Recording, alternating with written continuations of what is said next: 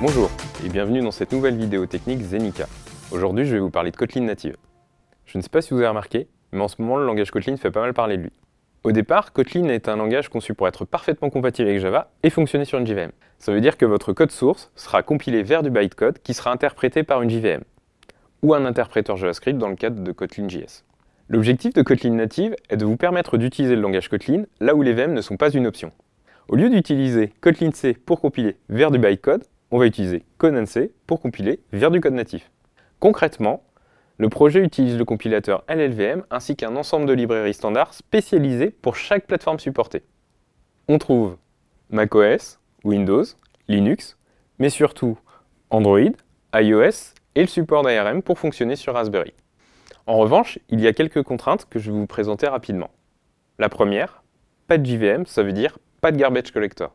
Ce sera donc à vous de gérer la mémoire. Vous avez la possibilité d'utiliser alloc et free comme vous l'auriez fait en C, ou plus intéressant, vous pouvez définir un scope. Toutes les allocations qui seront réalisées dans ce scope seront automatiquement libérées en sortie. La deuxième contrainte concerne la communication avec les autres librairies natives. Comme pour le reste, l'objectif de Kotlin est de faciliter l'intégration avec l'existant. Voici un exemple pour Zlib. À partir de ce fichier, l'outil cinterop va générer la partie Kotlin et les stubs compilés qui feront le lien lors de l'exécution.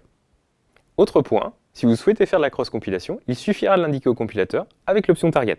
La bonne nouvelle, c'est qu'il y a un plugin Gradle pour Kotlin Native. Il va vous permettre de configurer le compilateur en fonction de votre environnement et de faciliter la gestion de vos bindings. Le projet est sur GitHub, la documentation est bien faite et il y a même des exemples. Alors faites comme moi et n'hésitez pas à vous lancer. Merci et à bientôt pour une prochaine vidéo.